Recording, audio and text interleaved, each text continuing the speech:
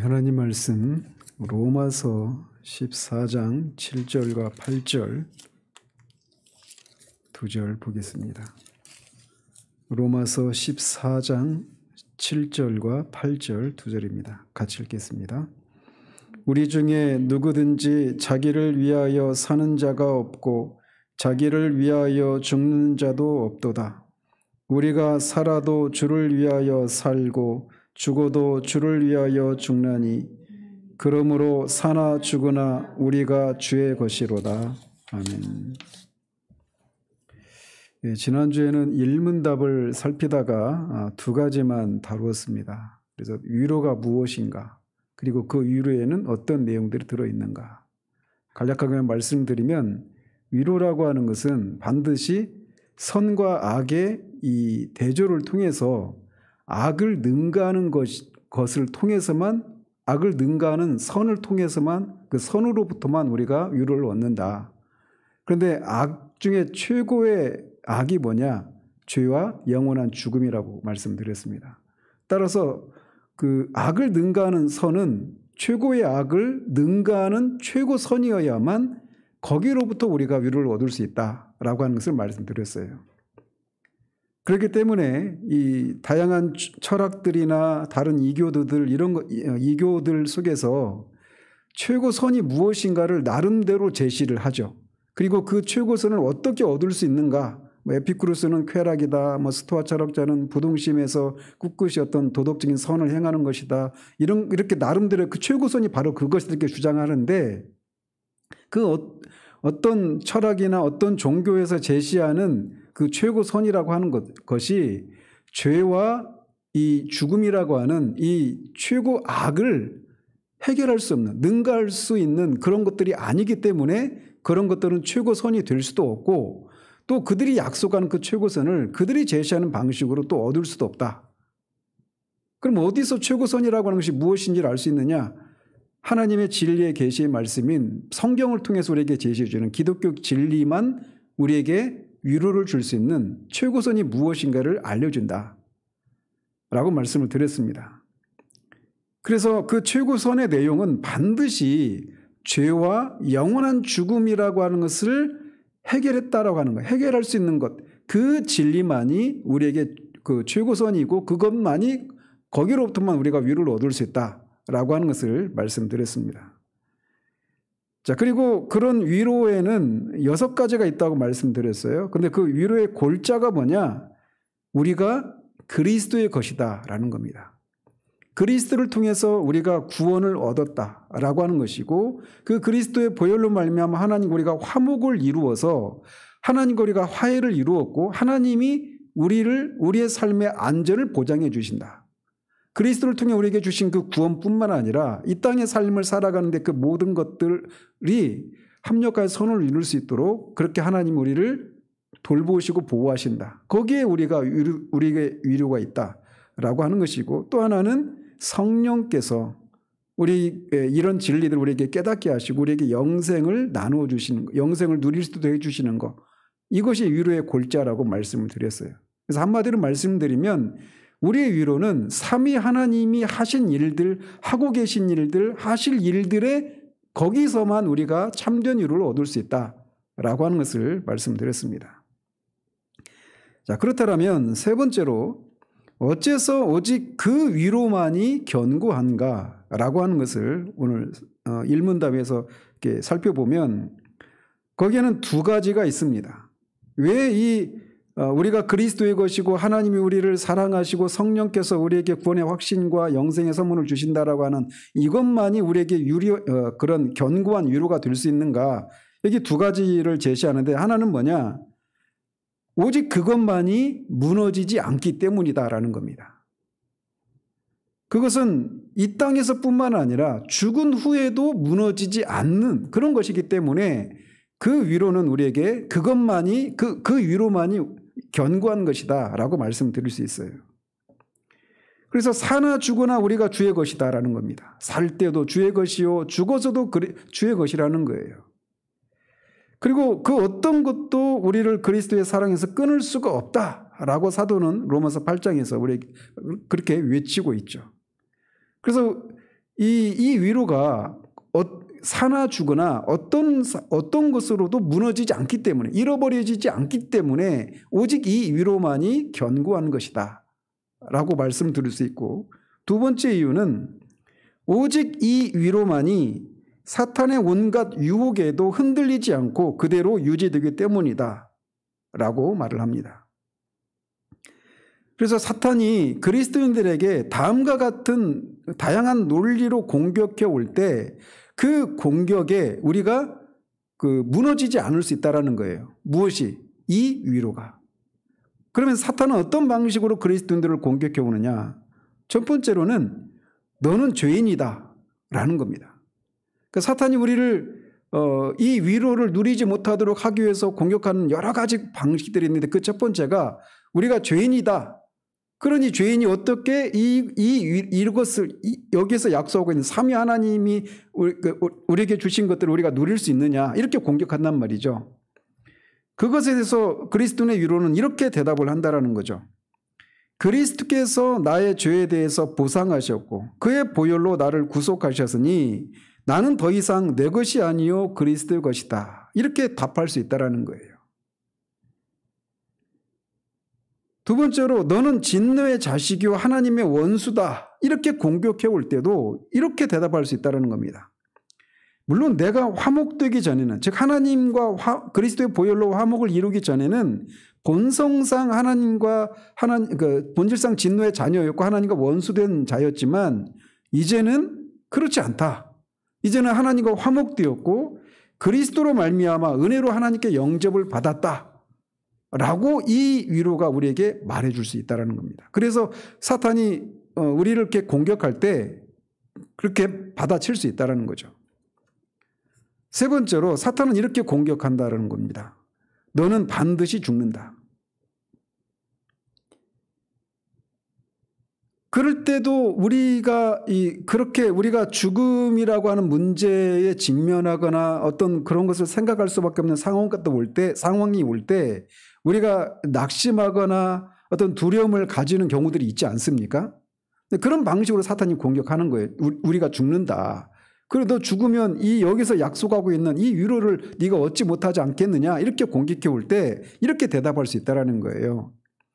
그리스도께서 죽음의 권세로부터 나를 구속하셨으니 내가 그리스도로 말미암아 죽음에서 영생으로 옮겨질 것임을 안다, 이렇게 답할 수 있다는 거예요. 그래서 사탄의 유혹에 무너지지 않을 수 있다, 답할 수 있다는 거죠. 네 번째로 이 세상에서 온갖 악한 일들이 의인에게도 일어난다, 이렇게 공격해 올 때 이렇게 대답할 수 있다는 겁니다. 그러나 우리 주께서 그런 상황 아래서 우리를 보호하시고 보존하시며 오히려 그것들이 합력하여 우리의 선을 이루도록 하신다. 그러니까 이게 이제 앞에 이제 뒤로 가면서 더 구체적으로 이게 뭘 의미하는지를 더 살필 거예요. 그런 다른 문답들을 통해서. 사실 이럴 때 우리가 이 사탄이 이런 방식으로 우리에게 공격해 올 때 우리가 그런 영적인 침체에 빠지거나 하나님이 약속하신 그것들을 온전히 신뢰하지 못한 채 흔들리는 경우들이 있단 말이죠. 그럴 때마다 우리가 답할 수 있는 게 바로 이런 거라는 거예요. 그리고 이렇게 답할 수 있는 근거는 뭐냐? 앞에서 말씀드린 것처럼 우리가 그리스도로 말미암아 그리스도의 것이 되었고 하나님과 화목을 이뤄서 하나님의 사랑을 받고 있고 성령께서 우리에게 구원의 확신과 영생을 주시기 때문에 우리가 그 모든 상황 가운데서 안전하다라고 말할 수 있다는 거죠. 그렇게 대답하면 사탄은 또 다른 방식으로 공격해 옵니다. 하지만 만일 네가 그리스도의 은혜에서 떨어지면 어떻게 하겠는가?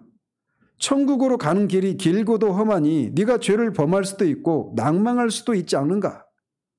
이런 생각이 우리 가운데 밀려올 때가 있잖아요. 우리가 하나님의 뜻 가운데 온전히 순종하지 못하고 끊임없이 어떤 죄에 대해서 실패하고 그럴 때마다 우리가 내가 이렇게 실패하는 삶을 주님께 이르기까지 계속 갈 수 있겠는가라고 하는 생각을 가질 수 있단 말이에요. 근데 그럴 때도 이렇게 대답할 수 있습니다. 그리스도께서는 그의 공로로 내게 그의 은택들을 베풀어 주셨을 베풀어 주셨을 뿐만 아니라 또한 내가 낭망하거나 그의 은혜에서 떨어지지 않도록 그 가운데서 끊임없이 나를 보존하시고 나로 하여금 끝까지 인내하게 하신다. 자, 보십시오. 이 대답들의 공통점이 있죠. 사탄이 공격할 때 항상 어떻게 공격합니까? 무엇에 근거해서 공격을 합니까? 우리의 상태를 근거로 공격을 하는 거예요. 우리가 죄인이고 본일상 진노의 자녀이고 은혜에서 떨어질 수도 있고 우리가 죽고, 그렇죠? 그런데 답은 항상 어디에 근거합니까? 그리스도께서 하신 일, 하나님 성부 하나님께서 하신 일, 성령께서 하시는 일, 이것에 근거해서 사탄의 공격을 받아치고 있다는 말이에요. 자, 여섯 번째로 하지만 만일 그의 은혜가 너에게 미치지 않고 또한 네가 주께 속한 자들에 속하지 않는다면 어떻게 하겠는가? 이런 의심이 들 때도 있죠. 그죠? 그럴 때도 대답할 수 있다는 겁니다. 이렇게 대답할 수 있어요. 그러나 그 은혜가 내게 미치며 내가 그리스도의 것이라고 하는 것을 내가 분명히 안다. 왜냐하면 성령께서 나의 영과 더불어 내가 하나님의 자녀임을 증거하시기 때문이요. 또한 내게 참된 믿음이 있기 때문이다. 그리고 그 약속은 보편적인 것으로서 믿는 모든 자들에게 적용되기 때문이다. 이렇게 대답할 수 있다는 거죠. 그리고 또 이렇게 공격을 해옵니다. 하지만 네게 참된 믿음이 없다면 어떻게 하겠는가? 이것에 대해서도 답을 할 수 있어요. 내게 참된 믿음이 있다라고 하는 것을 그 결과들을 통해서 분명히 안다. 두 가지가 있는데 그게 뭐냐? 나의 양심이 하나님과 평화를 누리고 있다라고 하는 사실. 또 하나는 내가 주님을 믿고 순종하고자 하는 진정한 열망과 의지가 내게 있기 때문에 나는 참된 믿음을 가진 사람이고 그 참된 믿음을 따라 삼위 하나님께서 우리에게 베푸신 일들, 그 약속하신 일들이 우리의 것이라고 내가 확신할 수 있다. 이렇게 대답할 수 있다는 거죠. 마지막으로 이렇게 공격을 합니다. 하지만 네 믿음은, 그래 네가 참된 믿음이 있다고 치자. 그런데 네 믿음은 연약하고 네 회심은 불완전하다. 이렇게 공격해 올 수 있어요. 그럴 때도 우리는 이렇게 대답할 수 있습니다. 물론 연약하고 불완전하지만 그럼에도 불구하고 내 믿음은 참되고 거짓이 없으며 또한 내게는 무릇 있는 자는 받겠고 내가 믿나이다. 나의 믿음 없는 것을 도와주소서라는 복된 확신이 내게 있다. 이렇게 답을 할 수 있다는 겁니다. 그래서 하나님의 모든 자녀들에게는 이런 사탄이 이렇게 다양한 방식으로 우리의 믿음을 흔들고 우리를 이 위로에서 멀어지게 하는 그런 일들을 이게 다양한 방식으로 공격해 올 때, 그럴 때도 우리는 이 위로를 통해서 우리의 위로가 견고해 질 수 있다라고 말을 하는 거예요. 그래서 왜 이 위로만이 견고한 위로인가? 라고 하는 것을 두 가지 면에서 살폈어요. 하나는 뭐라고요?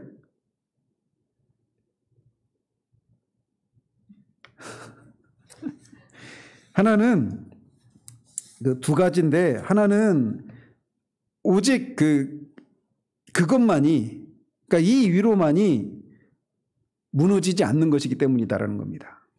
그리고 이 위로만이 사탄의 이 공격에서 우리가 무너지지 않을 수 있는 그런 것이기 때문에 이 위로만이 우리에게 이 위로만이 견고한 위로다라는 거예요. 자, 그리고 네 번째로, 그러니까 막 두 번째, 세 번째 막 하니까 지금 헷갈리시는데 그 일문답의 큰 네 번째, 그러면 어째서 우리는 이런 위로가 필요한가? 이것은 이 두 가지 면에서 말씀을 드릴 수 있습니다. 하나는 우리의 구원을 위해서 이 위로가 필요하다라는 겁니다. 온갖 유혹과 갈등 속에서도 낭망하거나 넘어지지 않고 그리스도인으로 서기 위해서는 반드시 이 위로가 필요하다라는 거예요. 이 위로가 없이는 우리가 그리스도인으로서 삶을 한 걸음도 살 수가 없습니다. 주님을 위한 우리가 순종의 삶을 살 수 있기 위해서는 반드시 이 위로가 필요한 거예요. 그래서 우리의 구원을 위해서 우리가 그리스도인으로서 서기 위해서는 반드시 이 위로가 필요하다라는 거죠. 두 번째는 조금 더 적극적으로 하나님을 찬양하고 경배하기 위해서도 이 위로가 반드시 필요하다라는 겁니다. 이 세상에서뿐만 아니라 우리가 신천 신지에 살 때에도 하나님께 영광 돌리기 위해서 우리가 죄와 죽음으로부터 구원받아야 하고 또 절망 속에 빠지지 않고 마지막까지 견고한 위로와 더불어 그대로 유지되어야 하는 것이기 때문에 그래요. 하나님 우리를 창조하신 목적도 그렇고 구원하신 목적도 똑같죠. 뭡니까? 하나님을 경배하고 하나님께 영광을 돌리고 하나님을 즐거워하도록 하기 위해서 우리를 창조하시고 구원하신 거예요. 창조의 목적과 구원의 목적이 똑같죠. 그런데 하나님께 온전한 경배와 감사의 삶을 살기 위해서는 반드시 내가 이 위로에 해당되는 사람이라고 하는 것을 반드시 알고 있어야 돼요. 영적인 침체 가운데 있는 동안에는 우리 구원의 목적에 부합한 삶을 살 수가 없습니다. 그래서 우리가 우리의 구원을 위해서 또 하나님을 찬양하고 경배하기 위해서도 반드시 이 위로가 필요하다라는 겁니다. 자, 일문답에서 다루고 있는 내용들이 바로 그런 것들이에요. 자, 그러면 그 위로를 반드시 얻어야 되는데 우리의 구원을 위해서도 하나님께 경배와 찬양을 돌려드리기 위한 삶을 위해서도 이 위로가 반드시 우리에게 필요하단 말이에요. 그런데 그 위로를 얻기 위해서 어떤 것들이 필요한가? 이것을 다루고 있는 것이 이문답입니다. 자, 이문답 같이 한번 읽어보시죠. 이러한 위로 가운데 복되게 살고 죽기 위해서는 어떤 것들을 알아야 합니까? 이에 대해 답을 세 가지를 알아야 합니다. 첫째로 나의 죄와 비참함이 얼마나 큰가 하는 것이요. 둘째로 나의 모든 죄와 비참함에서 어떻게 구원을 받는가 하는 것이요. 셋째로 그 구원에 대해서 내가 얼마나 하나님께 감사해야 하는가 하는 것입니다. 자, 이 세 가지, 이 위로를 얻기 위해서는 반드시 이 세 가지가 필요하다라는 거예요. 먼저는 우리의 죄와 비참함이 얼마나 큰가를 알아야 돼요. 그래야 이 위로를 얻을 수 있다는 것이죠. 그리고 두 번째는 우리가 그런 비참함, 죄와 비참함 가운데서 어떻게 구원을 받는지를 알아야 이 위로를 우리가 얻을 수 있다는 거예요. 세 번째로는 그 구원에 대해서 얼마나 하나님께 감사해야 하는가, 이것을 알아야 우리가 위로 가운데 복되게 살고 죽을 수 있다라는 것입니다. 자, 그런데 이 내용, 이 세 가지 뭐예요? 우리의 죄와 비참함에 대해서 알아야 돼요. 우리가 얼마나 하나님 앞에 큰 죄인이고 비참한 존재인지 우리의 그 절망적인 죄 아래에 있는 우리의 절망적인 상태를 알아야 됩니다. 그리고 두 번째는 그런 상태 가운데서 우리가 어떻게 구원을 받을 수 있는가, 이걸 알아야 돼요. 그리고 또 하나는 그 구원받은 우리가 어떻게 하나님께 감사하는 삶을 살아야 되는가, 이 세 가지를 알아야 된다는 거예요. 그래야 이 위로를 우리가 누리면서 살 수 있다는 거예요. 자, 그런데 이 세 가지가 바로 이 하이델베르크 전체에서 다루고 있는 내용들입니다. 그래서 이 일문답은 하이델베르크 요리문답 전체에서 다루는 중심 주제라고 한다면 그 위로를 얻기 위해서 무엇이 필요한가라고 하는 것을 이문답이 다루고 있고 그 이문답을 이후에 이 세 가지를 이제 하나씩 구체적으로 살펴가는 것, 이게 하이델베르크 요리문답 전체의 구조예요. 그래서 먼저 알아야 될 게 뭐라고요? 우리의 비참한 처지를 아는 것이 필요하다라는 거예요. 이 위로를 갖기 위해서는. 그런데 우리가 얼마나 비참한 사람인가라고 하는 거, 우리가 얼마나 끔찍한 죄인이고 얼마나 비참함 가운데 있는가라고 하는 것을 아는 것 그 자체가 우리에게 위로를 줍니까? 아니죠. 그 자체는 말할 수 없이 두려운 일이에요. 우리의 실상을 아는 것만큼 두려운 게 없습니다. 그건 두려운 일이고 어떤 그 고통스러운 일이기도 합니다. 오히려 경각심을 갖게 하는 거예요. 그럼에도 불구하고 우리가 우리의 죄와 비참함에 대해서 알아야 되는 그 이유는 다음과 같은 세 가지 일을 제시합니다. 먼저 첫 번째로는 우리의 비참한 처지에 대한 지식이 있어야만 구원을 얻고자 하는 열망을 불러일으킨다라는 거예요. 내가 얼마나 끔찍한 죄인인지, 얼마나 절망스러운 상황 가운데 있는지, 얼마나 그런 그 절박한 상황 가운데 있는지를 알아야만 그 상태에서 벗어나고자 하는 그런 열망을 가질 수 있기 때문에, 그 열망을 불러일으킬 수 있기 때문에 죄와 비참함에 대해서 먼저 알아야 한다는 겁니다.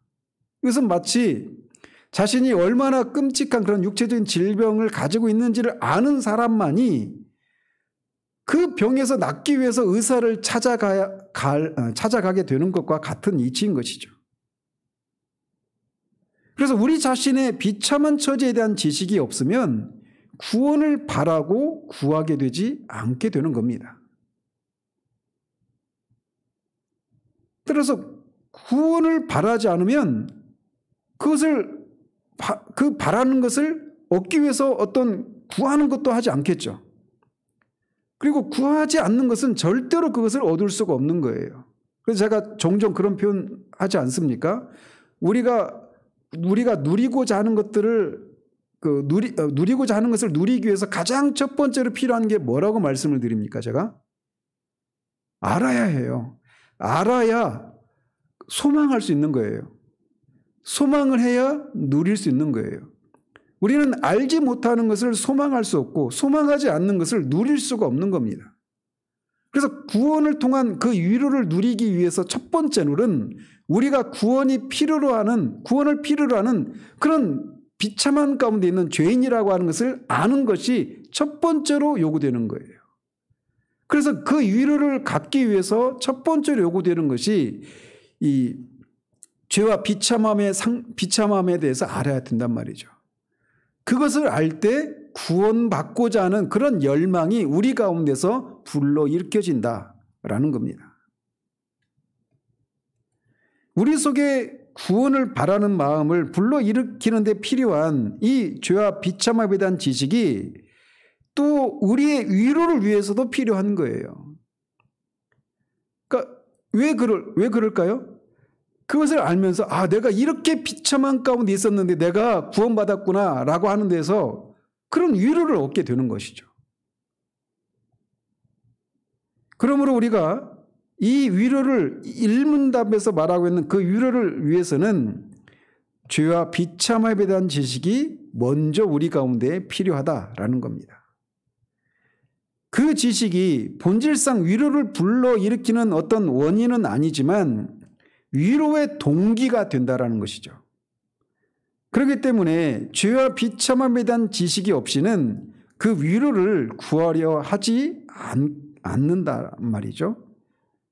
그 지식이 끔찍한 두려움을 가져다 주지만 그 두려움이 믿음을 갖는 대로 이어지기 때문에 궁극적으로는 오히려 유익이 되는 것입니다.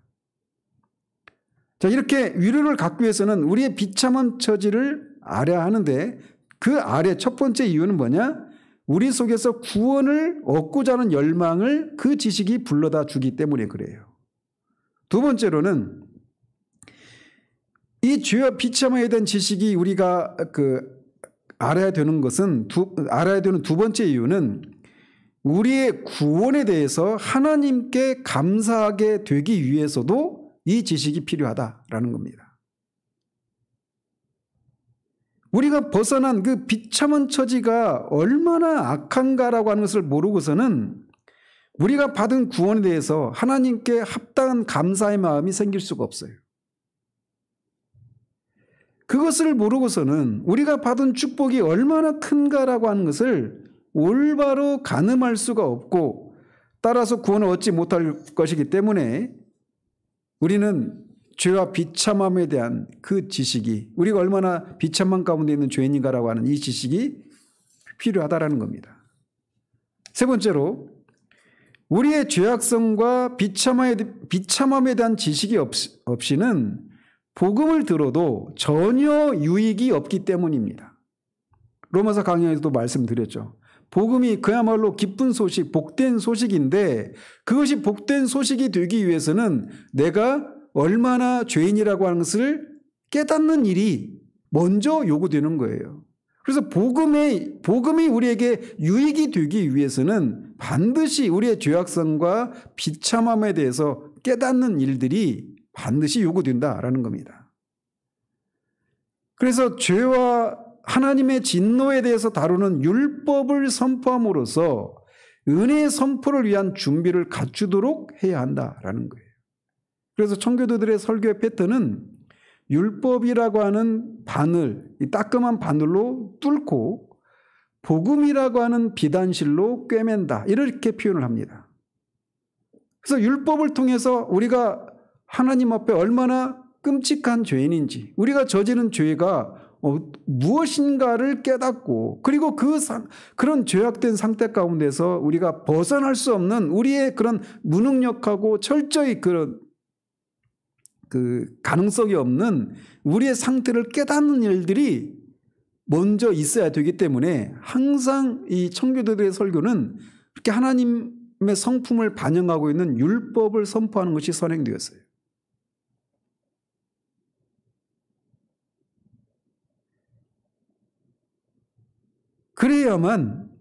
그래서 이 선지자들과 사도들의 모범을 쫓아서 율법을 선포하는 일부터 시작해야 한다라고 말을 한 것이죠. 그러니까 이게 이 1636년에 1564년이죠. 이 하이델베르크가 작성된 게. 그러니까 청교도가 이 나중에 이제 발발을 하거든요. 이 하이델베르크 요리문답보다 한 몇십 년 뒤에 영국에서 이제 발생을 해요. 청교도의 기원을 보면. 그러니까 크게 차이는 없지만 어쨌든 영국에서도 청교도들이 영국을 중심으로 이렇게 일어나게 되는데 그들의 설교 패턴도 이것을 따라가고 있는 겁니다. 그렇게 해야만 사람들이 자기 자신의 의에 근거한 교만을 내어 던지게 되고 자기 자신의 정확한 처지를 알게 되어서 참된 회개로 이어지게 되는 겁니다. 그러니까 제가 그런 말씀 드렸잖아요. 제가 이 회심에 이르게 되는 데 있어서 가장 중요한 책이 조셉 얼라인의 회개의 참된 의미라고 하는 책이었다고 그랬잖아요. 근데 그 책을 읽으면서 제가 한 장 한 장을 넘길 때마다 얼마나 기분이 나빴는지 모릅니다. 그리고 그 책을 소개해 준 자매도 미웠어요. 왜? 그 책을 읽으면 읽을수록 내가 회심하지 않았다라고 하는 것을 알게 해줬거든요. 근데 내가 왜 화가 났느냐? 그 말씀에 근거한 그 책을, 그 설교를 읽다 보니까 제가 붙들고 있는 것이 하나님이 마련하신 구원의 길인 그리스도의 의의가 아니라 하나님의 의이신 그리스도의 그 십자가의 대속의 은혜가 아니라 자기 의의를 붙들고 있었던 것이 드러났기 때문이에요. 그러나 율법을 통해서 내가 얼마나 끔찍한 죄인인가라고 하는 것을 알게 되면 이 잘못된 자기의에 근거한 그런 잘못된 구원에 대한 확신을 우리가 확신해서 벗어날 수 있게 된단 말이죠. 그 자기의를 붙들고 있는 동안에는 복음이 복음으로 들려지질 않습니다.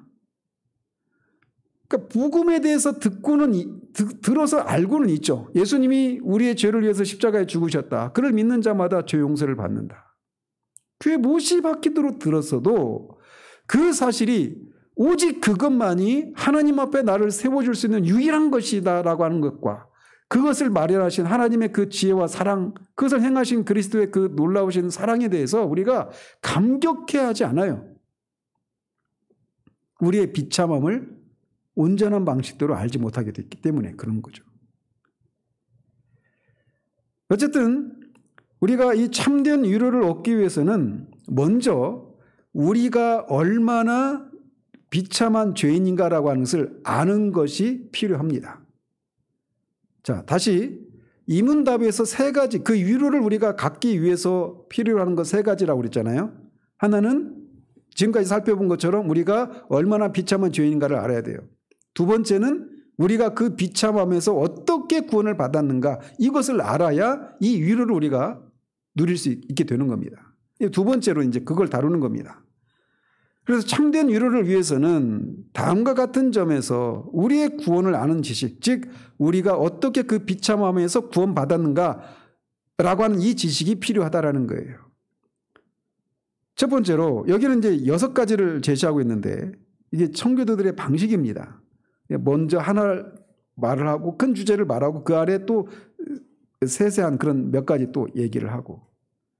자, 첫째로 우리가 낭망에 빠지지 않도록 하기 위해서 우리가 어떻게 그 비참함에서 구원받았는지에 대한 지식을 알아야 한다는 겁니다.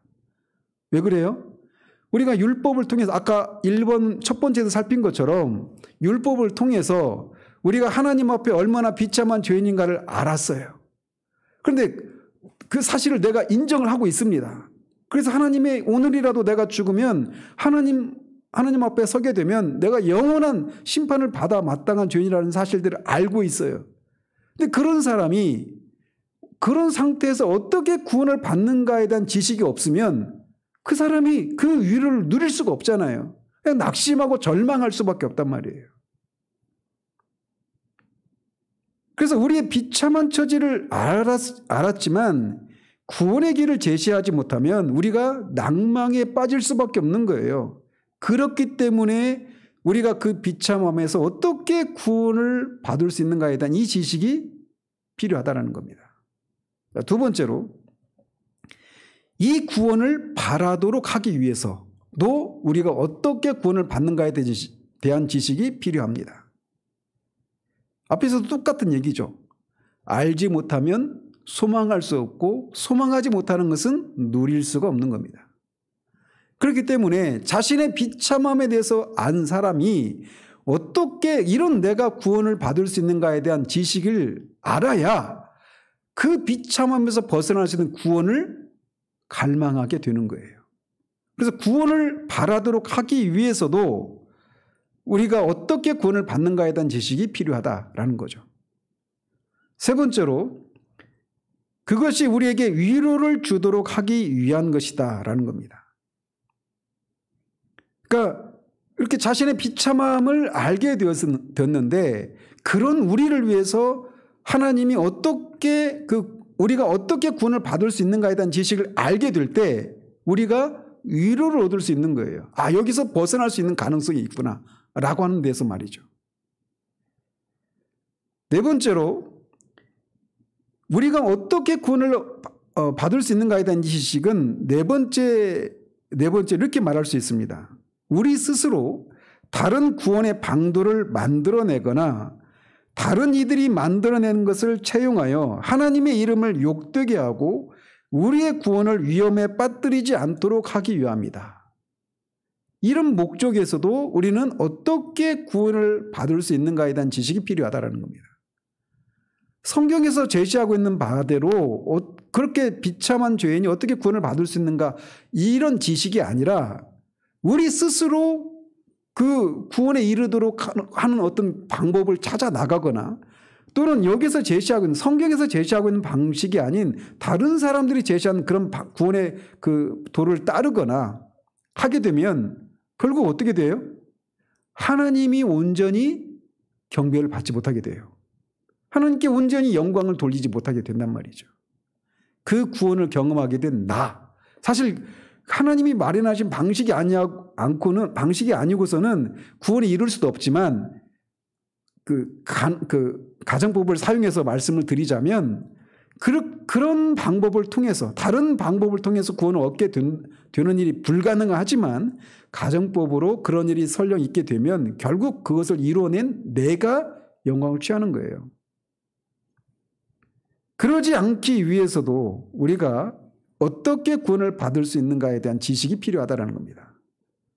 다섯 번째로 그 구원을 믿음으로 받아들이도록 하기 위해서도 우리가 어떻게 구원을 받는가에 대한 지식이 필요하다라는 겁니다.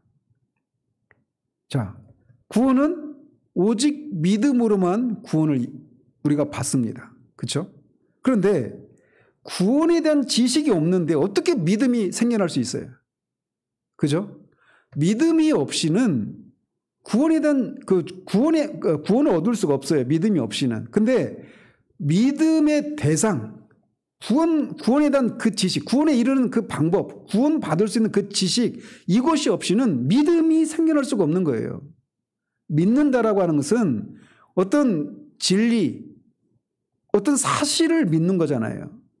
그래서 우리가 어떻게 구원을 받을 수 있는가에 대한 지식이 없이는 믿음으로 그것을 구원을 받을 수가 없어요.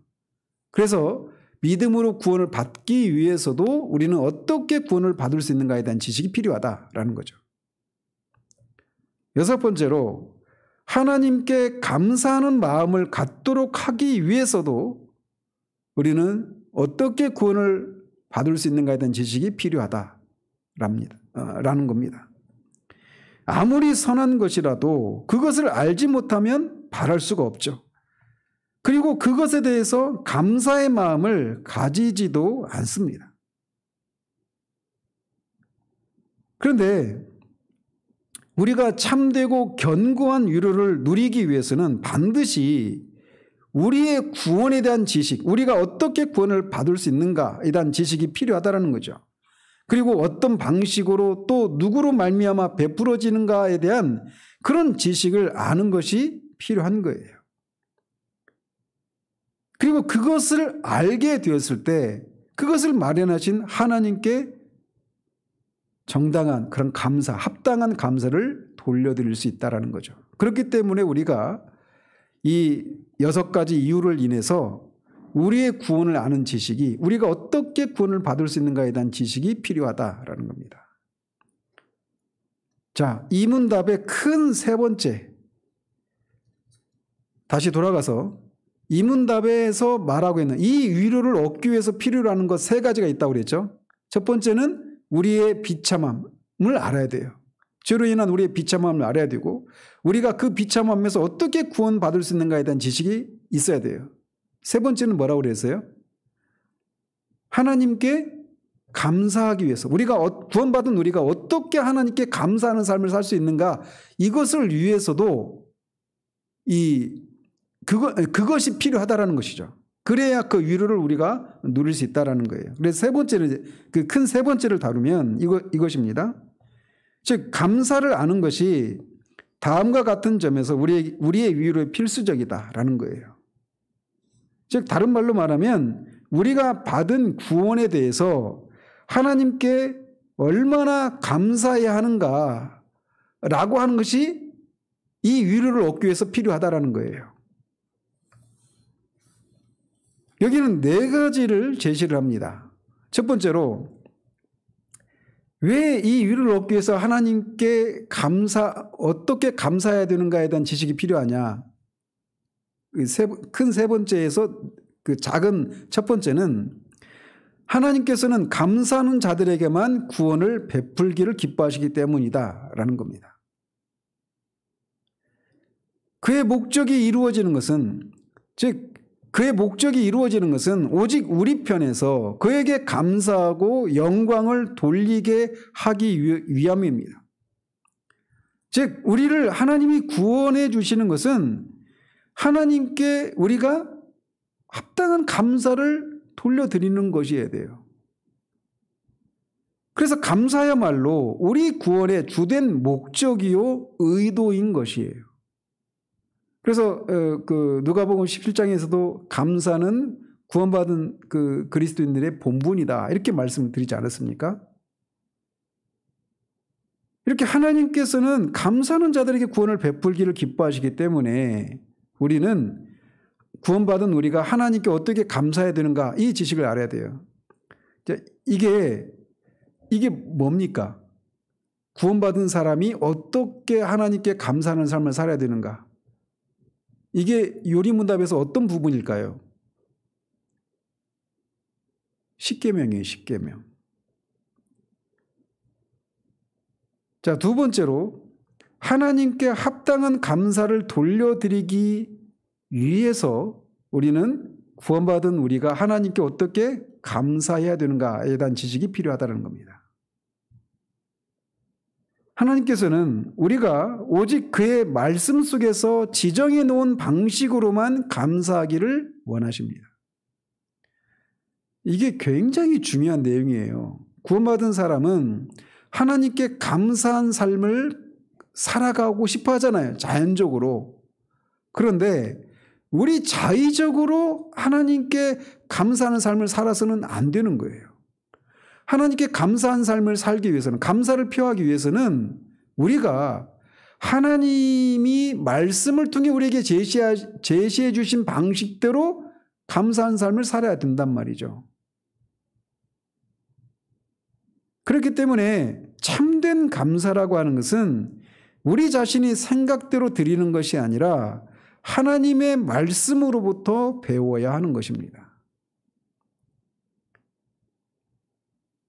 세 번째로 우리가 하나님과 이웃을 위해서 어떤 의무를 행하든지 간에 그것이 우리의 공로를 위한 것이 아니라 우리의 감사를 선포하는 것임을 알게 하기 위해서도 우리는 구원받은 자들이 하나님께 어떻게 감사해야 되는가에 대한 지식이 필요하다라는 겁니다.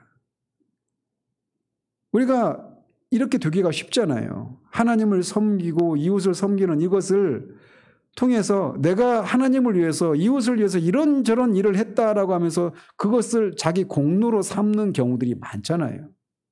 하나님 앞에서 그 구원받은 은혜에 대한 감사로 살아가는 것이 성도의 삶인데 성도의 삶의 본질은 그거잖아요. 구원받은 우리를 향한 하나님께 감사하기 위해서 그 삶을 통해 구원을 얻기 위해서가 아니라 은혜로 받은 구원에 대한 감사로 하나님을 섬기고 순종하는 거잖아요. 말씀을 따라 살아가는 거잖아요. 그죠? 그런데 어떻게 하나님께 감사한 삶을 살아야 되는가에 대한 지식이 없으면 우리가 자칫 우리가 하나님을 섬기는 그런 감사하는 그 삶을 우리의 공로로 그렇게 여기기 쉽다라는 것이죠.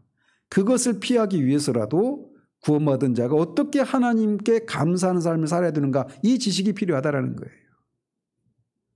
네 번째로 우리의 믿음과 위로가 증가되도록 하기 위해서도 구원받은 우리가 어떻게 하나님께 감사한 삶을 살아야 되는가에 대한 지식이 필요하다라는 겁니다. 이게 무슨 말이냐? 우리가 하나님께 감사하는 삶을 살면 살수록 우리의 믿음과 위로가 비례해서 증가합니다. 감사의 마음을 갖는 사람들은 그들이 받은 것들이 선하다라고 하는 것을 분명히 알고 있다라고 하는 것을 감사를 통해서 시인하고 드러내고 있는 것입니다. 참된 감사가 무엇인지를 참된 감사가 무엇인가를 우리가 말씀을 통해서 배워야 하는 거예요. 그렇기 때문에 요리 문답에서 필수적으로 감사에 대한 그 얘기를 다루고 있는 겁니다. 그래서 크게 이 세 가지로 하이델베르크 요리 문답을 세 가지로 요약할 수 있어요. 우리가 얼마나 이 비참한 죄인인가, 그리고 그런 우리가 어떻게 구원을 받았는가, 구원받은 자들은 어떻게 하나님께 감사한 삶을 살아야 되는가. 이게 하이델베르크 요리 문답 전체에서 말하는 것이고 이게 성경 전체에서 말하고 있는 것이기도 해요. 그리고 그것이 이런 지식을 아는 것이 결국 어디로 무엇을 가져온다고요? 궁극적으로 일문답, 사나 죽으나 우리가 생사간에 우리의 유일한 위로를 얻게 되는 것으로 귀결된다라는 거예요. 하이델베르크 요리문답의 구조를 아시겠죠? 일문답과 이문답이 이 하이델베르크 요리문답 전체를 요약하고 있다. 그거를 이제 하나씩 구체적으로 풀어나가는 거예요. 자, 그런데 이 하나님께 구원받은 사람이 어떻게 감사해야 되는가, 이것에 대해서 이렇게 반박을 할 수 있습니다. 앞에서도 그렇게 말씀드렸잖아요. 구원받은 사람은 자연스럽게 하나님께 감사하는 삶을 살고 싶어 하죠. 구원받은 사람에게는 그게 자연스럽게 일어납니다. 그래서 이렇게 반론을 제시할 수 있어요. 자동적으로 뒤따라오는 것을 구태여 가르칠 필요가 없지 않느냐라는 거죠. 그럴듯하죠. 우리의 비참한 처지와 구원에 대해서 알게 되면 자연스럽게 감사하는 삶이 이어진다. 그런데 구태여 그것을 어떻게 하나님께 감사한 삶을 살아야 되는가에 대해서 가르쳐야 하느냐, 이렇게 반론을 제시할 수 있어요. 이것에 대해서 이렇게 답을 합니다. 그 추론은 부정확한 것이다. 왜냐? 부분적인 것을 보편적인 것으로 간주하기 때문이다. 이게 무슨 말이냐? 비참한 처지로부터 구원받았음을 아는 데에서 감사가 이어지긴 해요. 그렇지만 참된 감사가 반드시 이어지는 것은 아니다라는 거죠. 나름 하나님께 감사하기 위해서, 하나님을 섬기기 위해서 하는 것이라고 했지만 사실은 아닐 수 있잖아요. 그리고 우리가 그런 경우들을 종종 경험하죠. 하나님께 감사하기 위해서, 하나님께 영광을 돌려드리기 위해서 우리가 무엇인가 어떤 헌신을 했어요. 어떤 감사한 삶을 살았습니다. 그런데 결과가 우리가 기대하지 않았던 그런 결과들이 초래되는 경우들이 있잖아요. 그리고 그 원인이 하나님이 기뻐하시는 것이 아닌 그런 경우들이 있단 말이에요.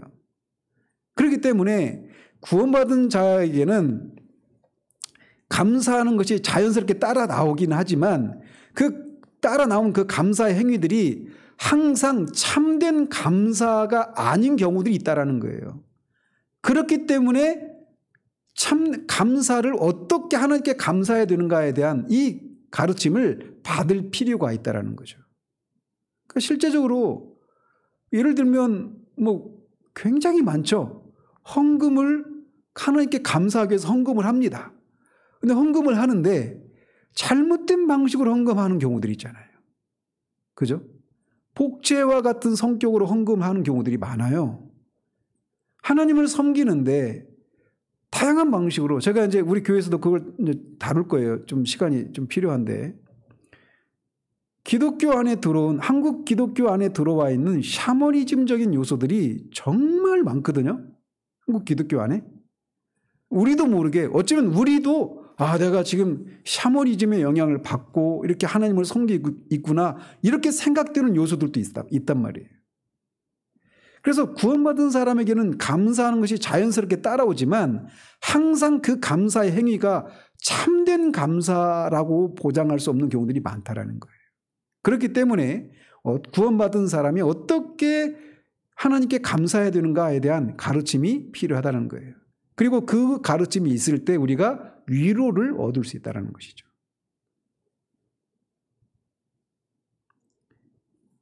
자동적으로 감사가 뒤따라오는 것이라 하더라도 우리의 지식을 증가시키고 그것을 확정시킬 그런 목적으로 얼마든지 어떻게 구원받은 사람은 어떻게 감사한 삶을 살아야 되는가, 이것을 가르칠 수 있는 것입니다. 하나님께서는 그렇게 가르치는 방식을 통해서, 즉 하나님의 말씀이 계시와 지식을 통해서 참된 감사를 우리 속에 불러일으키시고 증가시키고 확증시키는 것이다 라고 말을 합니다. 자, 그래서 이렇게 1문답과 2문답이 앞에서 말씀드린 것처럼 이 하이델베르크 요리문답의 전체 주제이면서 그 주제, 그 결론을 우리가 실제로 누리기 위해서 필요한 것이 무엇인가, 이 세 가지를 말씀드렸죠. 죄의 비참함에 대해서 알아야 되고 어떻게 구원받아야 되는가, 구원받은 자들은 어떻게 감사한 삶을 살아야 되는가, 이 세 가지가 이 1문답에서 말하고 있는 그 참된 위로를 얻을 수 있기 위해서 필요한 거예요. 그래서 이 세 가지를 이제 세분해서 하나씩 펼쳐가고 있는 겁니다. 그리고 이것은 성경 전체에서 말하고 있는 것이기도 해요. 그래서 이 요리문답을 맞춰가면서 우리가 이것을 알아가면서 점점 이 위로가 점점 우리 가운데서 커져가고 그 위로가 우리 가운데서 커져가면 커져갈수록 우리의 신앙은 더 풍성해지고 더 견고해지고 더 감사가 넘쳐나겠죠. 감사가 넘쳐나니까 또 그것이 또 선순환적으로 계속해서 커져가는 거예요. 그래서 이제 다음 주부터 이제 산문답을 통해서 이 하나씩 큰 세 개 주제들을 이제 어떻게 펼쳐나가고 있는지 이것들을 살펴가도록 하겠습니다. 기도하겠습니다. 하나님 아버지, 사나 죽으나 우리에게 유일한 위로가 무엇인가에 대한 이 질문을 우리가 살피고 그 위로를 얻기 위해서 우리에게 필요한 이 세 가지가 무엇인가를 오늘 살펴보았습니다. 이미 이 말씀을 듣고 있는 우리들은 이것들에 대해서 어느 정도는 알고 있고 여기에서 말하고 있는 그 위로가 무엇인지도 어느 정도 누리고 있음을 주님이 아십니다. 그러나 하나님이 그리스도를 통해서 우리에게 주신 이 복이 우리가 지금까지 경험한 것들의 전부가 될 수가 없음을 우리가 압니다. 하나님 우리에게 그리스도 안에서 주신 그 모든 복들은 무한하신 하나님이 주신 것이기 때문에 인색하지 않으시고 후히 주시는 하나님이 주신 것이기 때문에 우리가 지금까지 누린 것들, 그리고 지금까지 이 땅에 살고 있는 하나님의 백성들이 누린 것들의 그 총합으로도 하나님 우리에게 주시고자 하시는 것들과 그렇게 같은 것일 수 없음을 우리가 압니다. 하오니 이 요리문답을 배워가는 동안에 하나님 우리가 이 위로를 얻기 위해서 필요한 이 세 가지 지식을 아는 데에서 우리가 더욱더 자라가고 견고해질 수 있도록 도우셔서 그것을 힘써 누리는 것을 통해 그것을 베풀어 주신 하나님께 영광을 돌리는 그런 우리 모두 될 수 있도록 도와주시기를 원합니다. 예수 그리스도의 이름으로 기도합니다. 아멘.